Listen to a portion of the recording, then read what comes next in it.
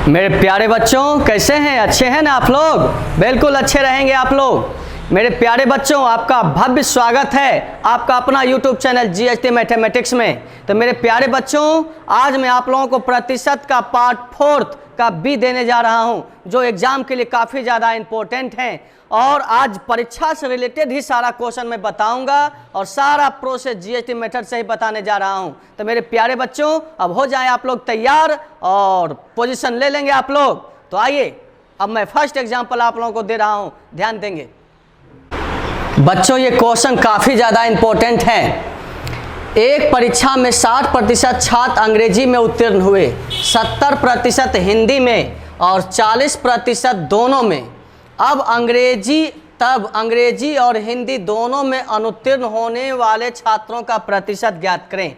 यानी पूछा जा रहा है कि दोनों पेपर में फेल होने वाले छात्रों का प्रतिशत ज्ञात करें। लास्ट में पूछा जा रहा है कितना विद्यार्थी दोनों विषय में फेल किया है। तो मेरे प्यारे बच्चों, लास्ट में जो पूछे उसी में सबको कन्वर्ट करना है। अगर फेल के बारे में पूछे तो टोटल को फेल में बदल देना है, अगर पास के बारे में पूछे तो टोटल को पास में बदल देना है। तो जरा ध्यान देखेंगे, किसी परीक्षा में 60% छात्र अंग्रेजी में पास कर गया है, तो अंग्रेजी में पास किया है 60%, तो फेल कितना होगा? 40%। तो इंग्लिश में 60% पास है तो 40% फेल है। फिर 70% हिंदी में पास किया है, 70% हिंदी में, तो पास कितना? 30%। तो मेरे प्यारे बच्चों, 70% हिंदी में पास कर गया है, तो 70% पास कर गया है तो फेल है 30%। तो दोनों मिलाकर कितना फेल कर गया? 40-30, 70% फेल है। अब आगे कह रहा है क्वेश्चन में, दोनों विषय में 40% पास है, तो 40% पास है दोनों विषय में, तो फेल कितना? 60%।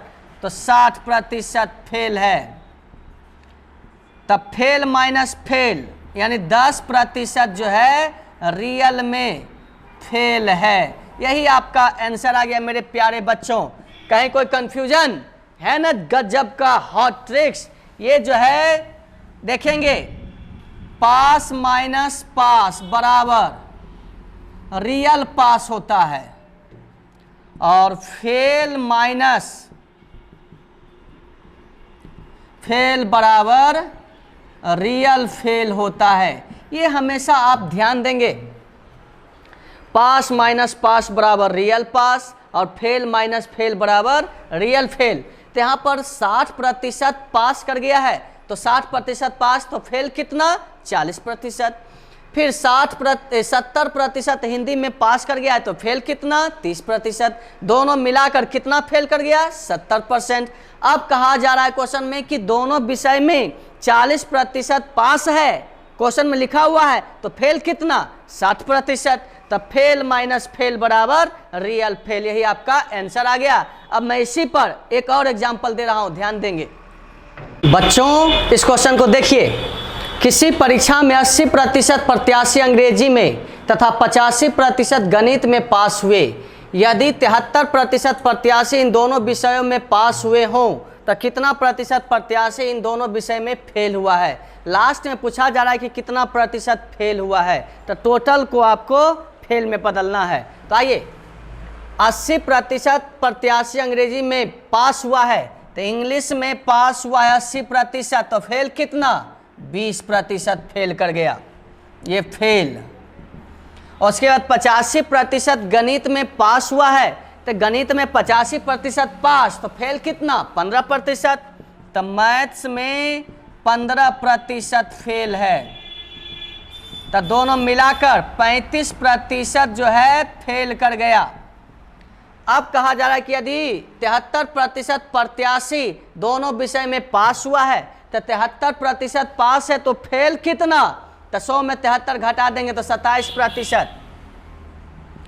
73% पास तो 27% फेल। तो अब मेरे प्यारे बच्चों, यहाँ फेल है 35% और यहाँ फेल है 27%। फेल माइनस फेल बराबर रियल फेल कर देंगे। तो यहाँ पर घटा देंगे तो कितना, 8% रियल फेल हो गया। यही आपका आंसर आ गया। तो मेरे प्यारे बच्चों, है ना जीएचटी मेथड में बहुत ही दम। तो मेरे प्यारे बच्चों, कहीं कुछ मानना नहीं है, डायरेक्ट आंसर आ जाता है। तो आप बिल्कुल समझ गए होंगे। मैं इस टाइप का 3 क्वेश्चन आप लोगों को पढ़ा चुका हूं। अब मैं अगला प्रकार का क्वेश्चन बता रहा हूं, ध्यान देंगे। इस क्वेश्चन को देखेंगे आप लोग। किसी परीक्षा में 60% विद्यार्थी अंग्रेजी में तथा 70% गणित में उत्तीर्ण हुए, किंतु 20% परीक्षार्थी उन दोनों विषयों में अनुत्तीर्ण हुए। यदि 2500 विद्यार्थी दोनों विषयों में अनुत्तीर्ण हुए हों तो परीक्षा देने वाले विद्यार्थियों की कुल संख्या ज्ञात करें। टोटल स्टूडेंट की संख्या पूछ रहा है मेरे प्यारे बच्चों। तो जरा लास्ट में देखेंगे, कह रहा है यदि 2500 विद्यार्थी दोनों विषय में पास हुआ है, लास्ट में दे दिया है पास के बारे में चर्चा किया है। तो टोटल को आपको पास में बदलना है। तो आइए मेरे प्यारे बच्चों, सबको पास में बदलते हैं।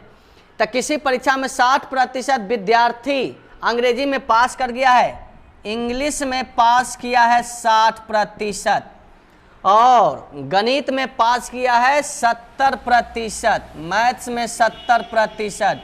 तो दोनों मिलाकर 130% पास कर गया।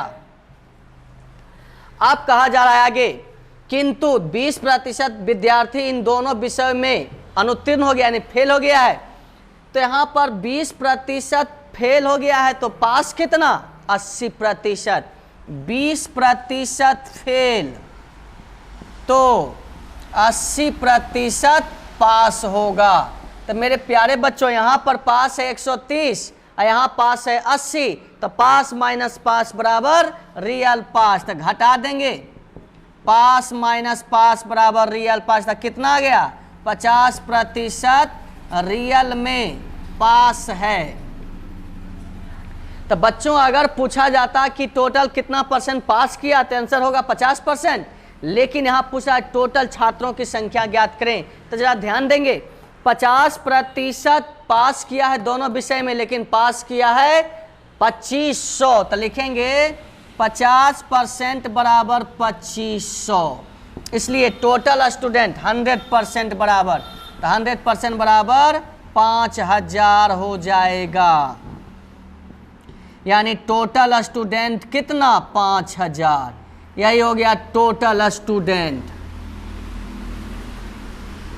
तो मेरे प्यारे बच्चों, कोई कंफ्यूजन नहीं होना चाहिए आप लोगों को।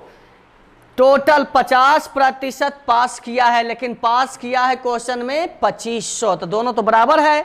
तो 50% बराबर 2500, 100% बराबर 5000। यानी उस परीक्षा में टोटल कितना स्टूडेंट था, 5000।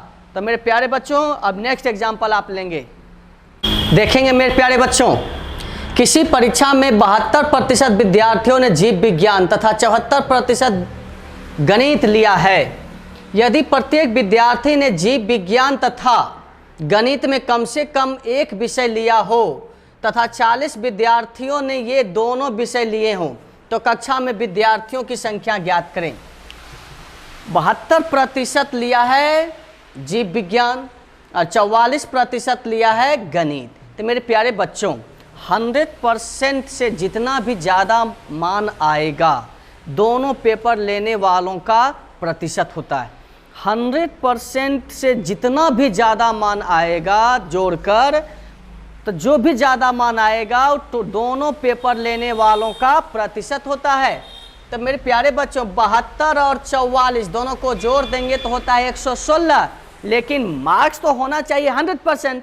तो 100% से ज़्यादा कितना आया, 16%। तो 16% ज़्यादा आया है, लेकिन ज़्यादा है कितना, 40। यानी दोनों पेपर लेने वालों की संख्या यहाँ 40 है, लेकिन है क्वेश्चन में 16%। तो 16% बराबर 40। तो 100% का वैल्यू निकालेंगे तो 250, यही आपका आंसर आ जाएगा। ये आपको हमेशा ध्यान देना है कि बोथ यानी दोनों पेपर को जब ऐड करेंगे तो 100% से जितना भी ज़्यादा मान आएगा, दोनों पेपर लेने वालों का प्रतिशत होगा। तो दोनों पेपर लेने वालों का प्रतिशत निकालेंगे तो 44 प्लस 72 को 100 में घटाएंगे तो आता है 16%। तो ये 16% दोनों पेपर लेने वालों का प्रतिशत है, लेकिन है क्वेश्चन में 40। तो लिखेंगे 16% बराबर 40। इसलिए टोटल स्टूडेंट की संख्या तो 100% बराबर, तो 40/16 गुने 100 काट देंगे तो आ जाएगा 250। यही हो गया टोटल स्टूडेंट। तो कहीं प्रॉब्लम है? दोनों पेपर लेने वालों का प्रतिशत कितना आया? 16%। 100% से कितना ज़्यादा आया? 16%। तो बोथ पेपर लेने वालों का प्रतिशत इतना है, लेकिन है संख्या क्वेश्चन में 40, तो 100% बराबर 250। यही आपका आंसर आ गया। अब मैं नेक्स्ट एग्जांपल दे रहा हूं, ध्यान से इस क्वेश्चन को देखेंगे बच्चों। किसी परीक्षा में 1000 लड़के और 800 लड़कियां थीं। लड़कों में 60% और लड़कियों में 50% परीक्षार्थी उत्तीर्ण हुए। तो जो परीक्षार्थी अनुत्तीर्ण हुए उनका प्रतिशत ज्ञात करें। यानी अनुत्तीर्ण का प्रतिशत पूछ रहा है, यानी फेल का प्रतिशत। तो बॉय और गर्ल्स, तो बॉय दे दिया है 1000 और गर्ल्स है 800। बॉय है 1000 और गर्ल्स दे दिया है 800। अब कहता है लड़कों में 60% पास किया है, तो 60% लड़का में पास किया है, तो फेल कितना? 40%। तो इसका 40% फेल, तो इसका 40% हो जाएगा 400 फेल है। और लड़की में 50% पास, तो फेल कितना? 50% ही फेल होगा, तो इसका 50% 400 फेल है। तो मेरे प्यारे बच्चों, लड़का फेल किया 400, लड़की फेल की 400, दोनों मिलाकर 400 400 कितना? 800 फेल है। और टोटल स्टूडेंट कितना है? 1800। ये टोटल स्टूडेंट, तो टोटल स्टूडेंट 1800, जिसमें फेल है 800, तो प्रतिशत फेल निकालना है। इसलिए प्रतिशत फेल बराबर, तो 800 फेल किया है किस में? 1800 में। गुने 100 इसको काट देंगे तो आ जाएगा आपका 44.4%। यही आपका आंसर आ गया। तो मेरे प्यारे बच्चों, बिल्कुल समझ गए ना? 1000 स्टूडेंट है बॉय, जिसका 60% पास है, तो फेल है 40%। तो 1000 का 40% 400। 800 लड़की है जिसका 50% पास, तो फेल 50%, इसका 50% 400। लड़का लड़की मिलाकर 800 फेल हो गया किस में? 1800 में। तो 800 1800 का कितना परसेंट है? 44.4%। यही आपका आंसर आ गया। अब नेक्स्ट एग्जांपल लेंगे आप लोग। देखिए मेरे प्यारे बच्चों, इस क्वेश्चन को, एक परीक्षा में जिसमें पूर्णांक 500 थे, ए को बी की अपेक्षा 10% कम अंक मिले। उसी परीक्षा में बी को सी की अपेक्षा 25% अधिक अंक मिले और सी को डी की अपेक्षा 20% कम अंक मिले। यदि ए को 360 अंक मिले हों तो डी को पूर्णांक के कितना प्रतिशत अंक प्राप्त हुए हैं? 4 आदमी है, ए बी सी और डी, और टोटल मार्क्स दे दिया है, टोटल अंक है एग्जाम में 500। टोटल अंक कितना है? 500। 4 आदमी है, चारों का रेशियो अरेंज करना है मेरे प्यारे बच्चों। तो ध्यान देंगे, कहा जा रहा है सी को डी की अपेक्षा 20% अधिक अंक मिले। आप लोगों को मैं पढ़ा चुका हूं कि जब 4 रेशियो अरेंज करना हो तो सबसे पहले उधर से ही रेशियो अरेंज करेंगे। तो सी को डी की अपेक्षा 20% कम मिला है इसको, तो अगर ये 100 मान लिए तो इससे ये 20% कम, तो कितना हो गया? 80।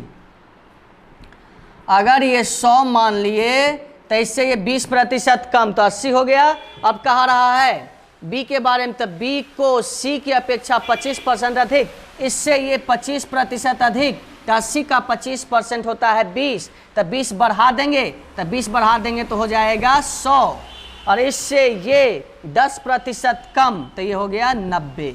चारों रेशियो अरेंज हो गया। इससे ये 20% कम, इससे ये 25% अधिक, और इससे ये 10% कम। तो चारों रेशियो अरेंज हो गया मेरे प्यारे बच्चों। अब क्वेश्चन में लिखा हुआ है कि ए को 360 अंक मिला है, ए को 360 अंक मिला है, लेकिन ए को मिला है कितना 90। तो 90 का वैल्यू 360 अंक। तो मेरे प्यारे बच्चों 90 का वैल्यू 360, तो एक का वैल्यू 4। 90 का वैल्यू लिख सकते हैं, 90 का वैल्यू 360, तो एक अनुपात का वैल्यू हो गया 4। तो 100 का वैल्यू निकालेंगे तो 100 का वैल्यू हो जाएगा 400 अंक।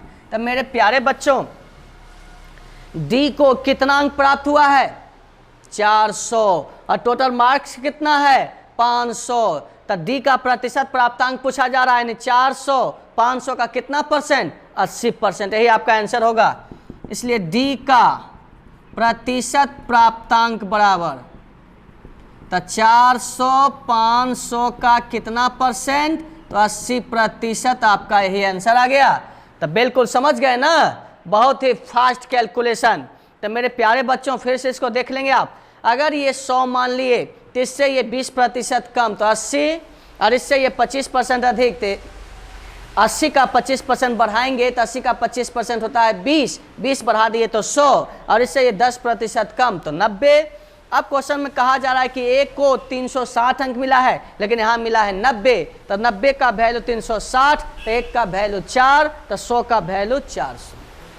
तो डी को मिला है 400 अंक, किस में 500 में, तो 400 500 का कितना परसेंट है 80% है। तो मेरे प्यारे बच्चों आज मैंने आप लोगों को बहुत ही शानदार क्वेश्चन पढ़ाया, और एग्जाम के लिए काफ़ी ज़्यादा इम्पोर्टेंट हैं, और ये सारा क्वेश्चन मैं आप लोगों को जीएसटी मेथड से सिखाया हूँ।